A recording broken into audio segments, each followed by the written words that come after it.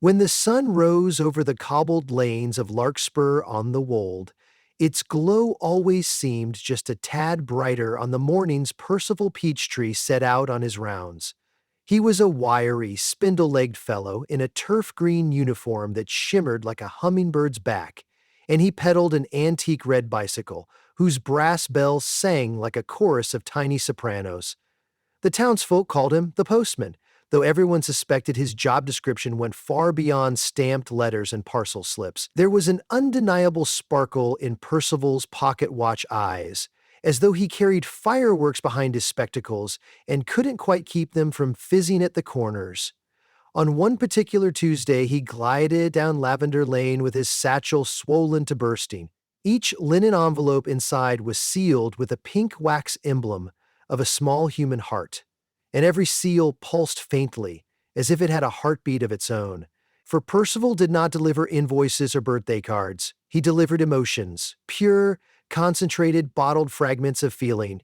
He never explained how he sourced them. Some said he harvested them from rainbows, siphoning glee from the yellow bands and longing from the indigo.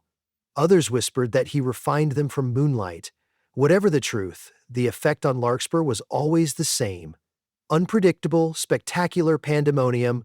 He coasted by the iron fountain where Mrs. Hattie Limeswick, the baker, set out warm croissants beneath a striped awning. Hattie's usual disposition hovered between mildly sleepy and graciously plump with good cheer. Today, Percival stopped, tucked a rigid ivory envelope beneath the twine that girded her pastry boxes, and rang his bell. She waved without noticing the delivery, powdered sugar drifting off her mitts. The envelope was labeled Urfi Centriforia, handle with delight. Percival rolled onward, humming a tune only he appeared to know the lyrics to, something about dandelions, perhaps.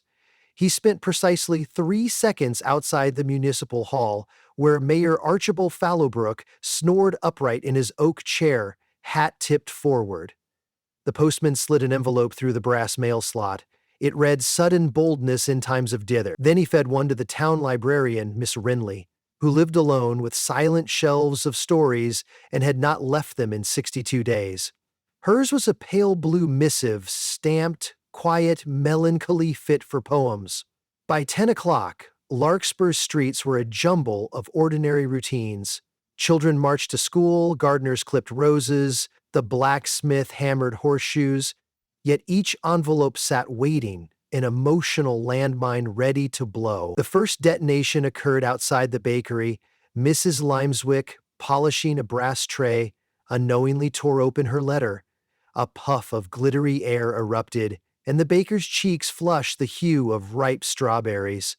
She blinked at a pigeon, then giggled so ferociously her hairnet bounced. Without preamble, she hoisted a wicker basket full of croissants above her head and twirled like a ballerina. "Free pastries for everyone," she cried, her usual modest chuckle amplified into an aria of joy. She lobbed croissants to startled passers-by as if they were confetti. One landed in old Mr. Keeler's bowler hat.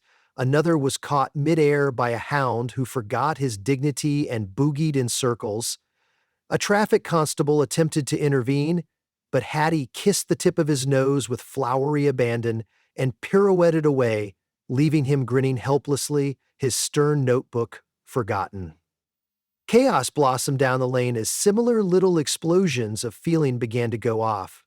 A young apprentice at the smithy split open an envelope labeled Tender-heartedness, marvel at small things. He was soon caressing a dented horseshoe and murmuring to it about the mystery of curvature while tears brimmed. The farrier eyed him sideways, unsure how to forge empathy into iron, but the real spectacle took shape within the quiet halls of town government. Mayor Fallowbrook awoke, cracked his envelope, and inhaled deeply.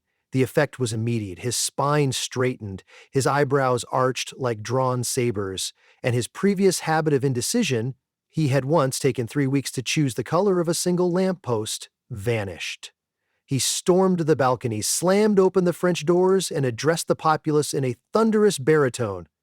"Citizens," he declared, "henceforth let it be known, we shall build a sky bridge across the river taller than any bridge in the county.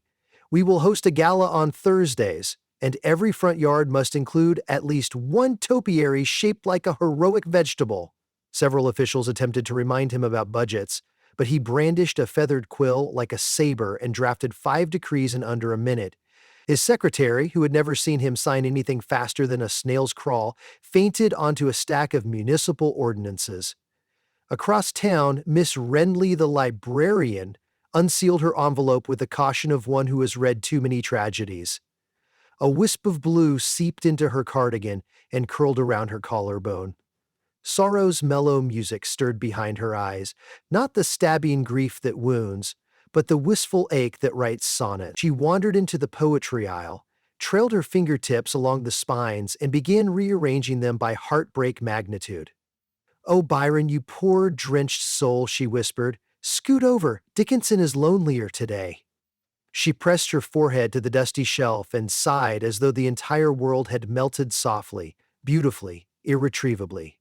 It did not take long for the townsfolk to realize something unusual was afoot. Children, who opened envelopes shaped like ladybugs, found themselves dissolved in giggles, unable to recite multiplication tables because the chalk squeaked in an unexpectedly hilarious fashion. An elderly chess club erupted into boisterous shouts when several members received a rush of competitive ferocity, their sedate matches turning into raucous spectator sports. Meanwhile, a florist fell victim to paranoid suspicion and began accusing her tulips of plotting treason. She locked the greenhouse and interrogated a cactus under a dangling bulb. By lunchtime, Larkspur resembled a carnival of feelings. Percival Peachtree watched it all unfold from the steps of the clock tower, munching on an apple as though attending theater. His bicycle leaned against a lamppost, his satchel now flapped empty. The messenger of emotions was pleased. And yet, in the hush between clamor, he noticed one house without upheaval. The ivy-clad cottage of young Jasper Tilling, a mild-mannered clockmaker's apprentice recently plagued by monotony. Percival's eyebrows perked at the oversight. He reached into his sleeve and extracted a final cream envelope, the last of the day, bearing an emerald seal. That afternoon, Jasper arrived home, set his tool satchel on the stoop, and found the envelope balanced on the doorknob like a drowsy moth. It was heavier than it looked. He cracked the wax and withdrew a card on which a single word glowed: wonder.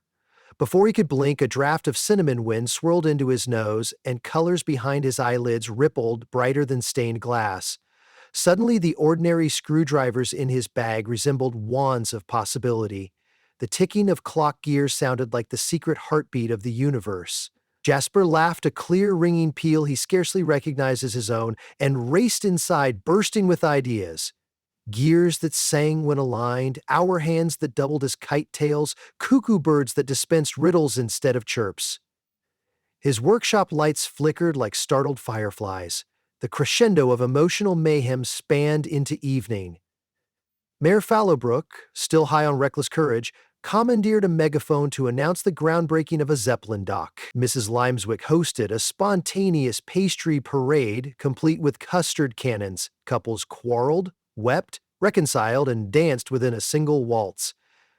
The constabulary's tiny jail cell filled and emptied 3 times because the arrested kept swapping emotions, repentant one minute, riotous the next. Even the church bell tolled at inconsistent intervals, its bell ringer afflicted by irrepressible spontaneity.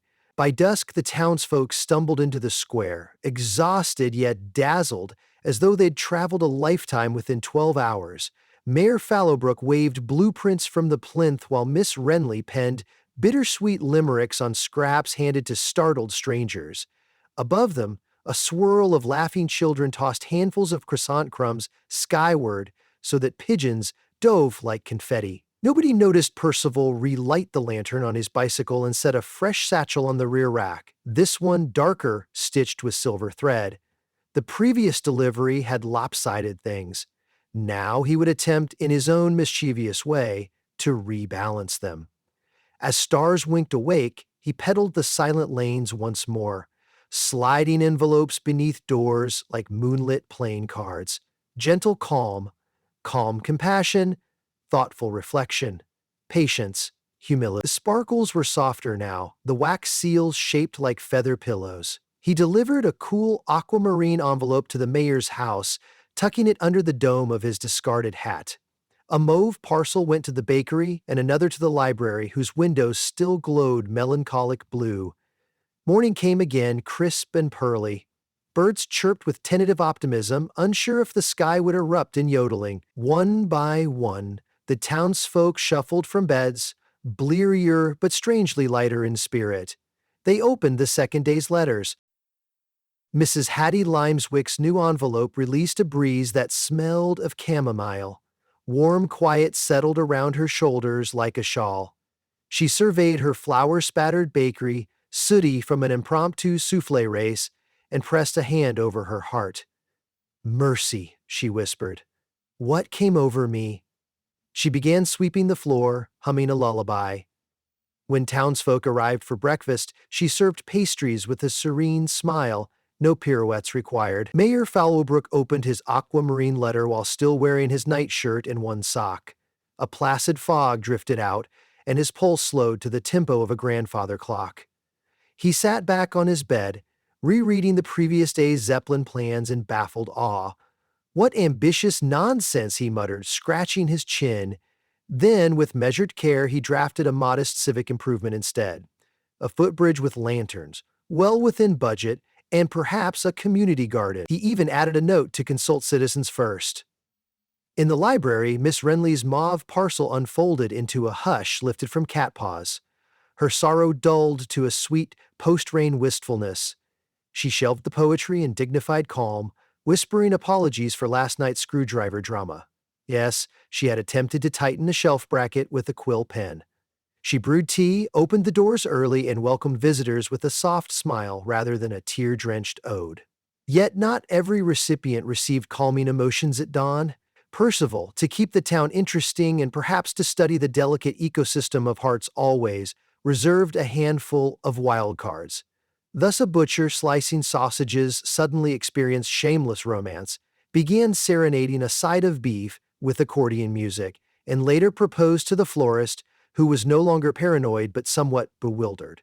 A pair of identical twins woke separately to find themselves stuffed, respectively, with swaggering confidence and doubt, leading to an entire breakfast argument about which one deserved the bigger spoon. On the third morning, a delegation of weary townsfolk cornered Percival outside the post office. They carried yesterday's envelopes like a stack of evidence. "Sir," said Constable Fig, tugging his cap, "this emotional mail of yours, while at times invigorating, is causing, how shall I put it, logistical complications. The town charter has no bylaws for one citizen's spontaneous Skybridge decree nor another's right to interrogate Flora. Could you perhaps moderate the dosage?" Percival studied their earnest, frazzled faces and nodded with thoughtful solemnity. Then he lifted his bicycle bell and gave a gentle chime that sounded suspiciously like laughter. "I only distribute what your hearts silently request," he said. "Some of you need a nudge, others a lullaby. But I take your point. Balance, then. Let us conspire." The delegation exchanged glances. Conspire how exactly? By inviting participation, Percival declared, "Why should I alone decide which emotions you receive? Come with me." He wheeled his bicycle to the green behind the town hall, where a ring of chestnut trees shed leaves like golden postcards. From a secret panel on his bike frame, he extracted a canvas sack and shook its contents into a wooden barrel. Hundreds of colored envelopes fluttered out, each blank. He set quills, inks, and tiny vials of shimmering dust on a picnic table. "Choose," he instructed, eyes twinkling. "What feeling does your neighbor require? What sentiment would help the world spin a touch easier? Imbue the paper with intention, seal with wax. And tonight, I'll deliver your gift." At first, the crowd hesitated, but curiosity bested caution. Soon townsfolk lined up like children at a fair, dipping quills into sparkling ink. The butcher, cheeks pink, prepared an envelope of apology for the florist. Miss Rinley crafted curiosity for a pupil who found books tedious. Mayor Fallowbrook, humbled, wrote gratitude for Mrs. Limeswick, acknowledging her pastry's civic morale value. Each seal pressed bore a unique symbol, a crescent moon, a violin, an open palm. All afternoon, they wrote, whispered, and chuckled, discovering how considerate mischief felt better than random hysteria. Percival, overseer of this new republic of feelings, merrily stamped each envelope with an official swirling P. Twilight rolled in violet waves.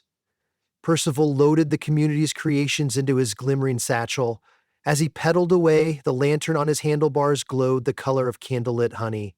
Townsfolk watched from doorsteps, hearts stirred, some with hope, others with delicious apprehension, wondering which neighbor's emotion would knock upon their door come dawn.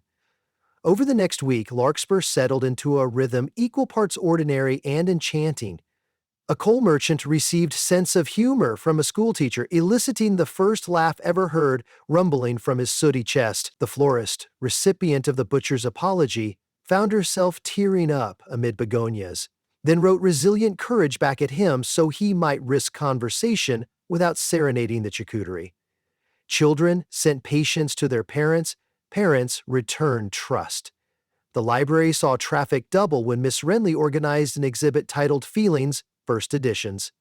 She lent book-shaped envelopes containing transportive imagination inside the flyleaves. Some mishaps still occurred. A misaddressed envy left the chess club seething again until a timely benevolence competition restored sportsmanship. But largely the envelope exchange became a cherished ritual. Market stalls sold wax seals shaped like hedgehogs and comets. Newcomers to town received a starter pack, rope of twine, blank stationery, and guidelines as to emotional potency never exceed 3 exclamation marks. One evening, under a caramel sunset, Jasper Tilling unveiled a breathtaking mechanical clock in the square. It sported spinning constellations, chimes tuned to the key of sunrise, and a hidden drawer that dispensed blank envelopes at the stroke of noon. He dedicated it to the wonder we share. The mayor gave a speech free of bravado but full of warmth, and every ear in the crowd tingled with quiet pride. As the applause subsided, Percival Peachtree leaned against a lamppost, hat tilted, watching the crowd bask in harmony. Constable Figg approached him. "It would appear, sir, that Larkspur has acclimated." Percival winked. "Emotions are like weather, a bit of drizzle, a burst of lightning, and eventually a rainbow. The trick is ensuring everyone packs the right umbrella." Fig chuckled. "You'll be staying then?" "Oh, no," Percival replied, adjusting his bicycle chain with a flourish. "I am but a courier on a windswept schedule. Other towns grow parched of feeling, others drown in too much. I must keep the balance." As if on cue, the brass bell tower struck 9, and the clamor rippled across rooftops. Percival swung onto his bicycle. Lanterns lit in the spokes, whirring like fireflies. Before he left, he reached into his pocket and offered Fig a small silver envelope labeled Steadfastness for Long Nights. "A token," he said. "You hold things steady." Fig accepted with a shy nod. "Safe travels, Mr. Peachtree." With a melodic ding, the magical postman glided down the lane, cape flicking behind like a wisp of green northern light. One by one, households dimmed lamps, clutching the day's correspondence close as lullabies. Above the rooftops, the moon rose, plump and knowing. Larkspur on the wold slept peacefully, awash in the hume of harmonized heartbeats. Somewhere beyond the hills, under skies peppered with unseen exclamation marks, another village waited for a gentle rattle at the door, an envelope on the mat, and the curious, twinkling eyes of a postman who delivered not packages, but the unseen cargo of the soul.